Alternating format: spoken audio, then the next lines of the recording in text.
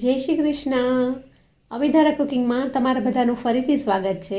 આજે આપણે બનાવીશું 1 મહિના સુધી સ્ટોર કરી શકાય અને વ્રત કે ઉપવાસમાં ખાઈ શકાય એવો ડ્રાય ફ્રૂટ ચેવડો. તો ચાલો ઇન્ગ્રીડિયન્ટ્સ જોઈ લઈએ.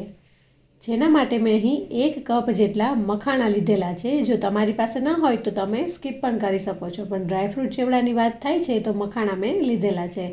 1 કપ જેટલા મેં અહીંયા બટેટાની આ રીતની સલી મળે છે એ લીધેલી છે.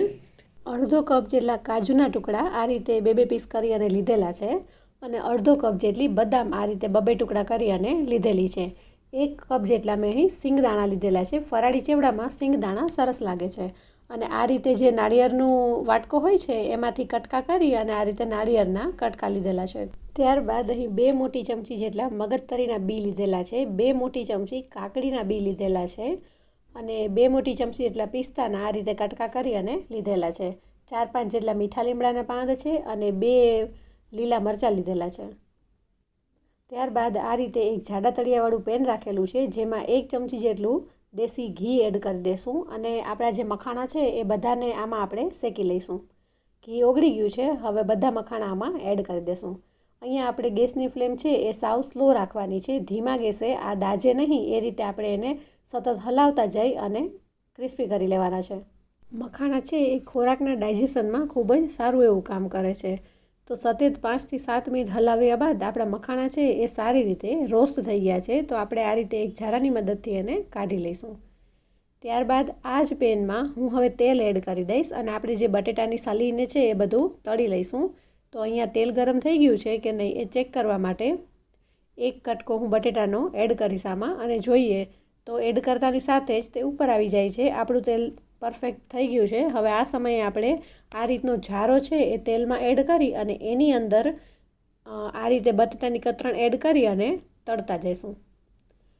અહીંયા એ નાની હોવાથી તેલમાં નાખતાની સાથે જ તળાઈ જાય છે, એટલે ધ્યાન રાખવું કે તે દાજી ન જાય અને આ રીતે સેજ ગોલ્ડન બ્રાઉન થાય એટલે કાઢી લેવાની છે.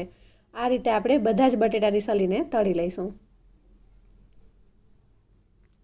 અહીંયા આ રીતે જારો રાખવાથી તેલમાં બધા જ બટેટા ફેલાઈ નથી જતા અને કાઢવા ખૂબ જ સરળ રહે છે. જેથી કરીને આ રીતે તળશો તો તમને સરળતાથી બધી વસ્તુ તળાઈ જશે.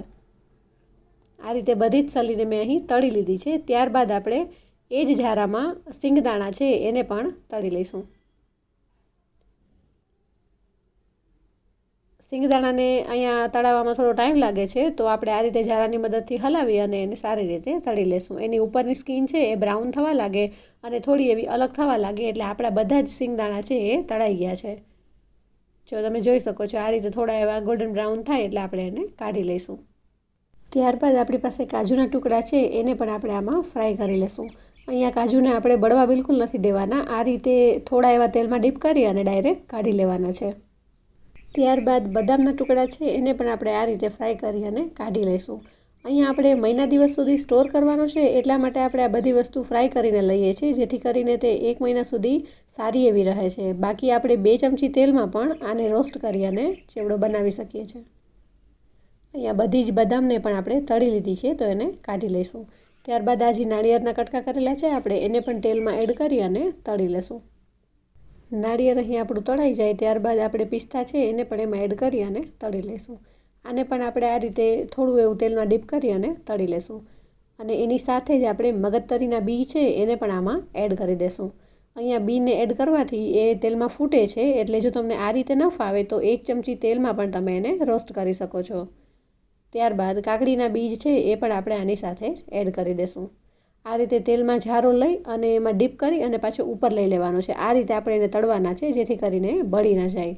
આ બધા જ અહીંયા તળાઈ ગયેલા છે, જેને આપણે એક વાસણમાં કાઢી લઈશું.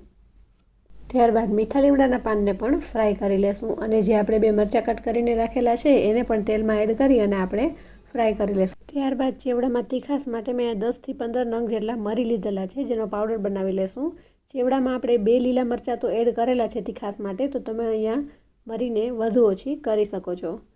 ત્યારબાદ આપણો બધો જ ચેવડો છે એ તૈયાર થઈ ગયો છે તળાઈને, તો એને એક વાસણમાં લઈ લઈશું. ત્યારબાદ અહીંયા આપણે ચેવડામાં સ્વાદ પ્રમાણે નમક ઉમેરીશું. તમે નમક કે પછી સિંધાલું નમક પણ ઉપયોગ કરી શકો છો.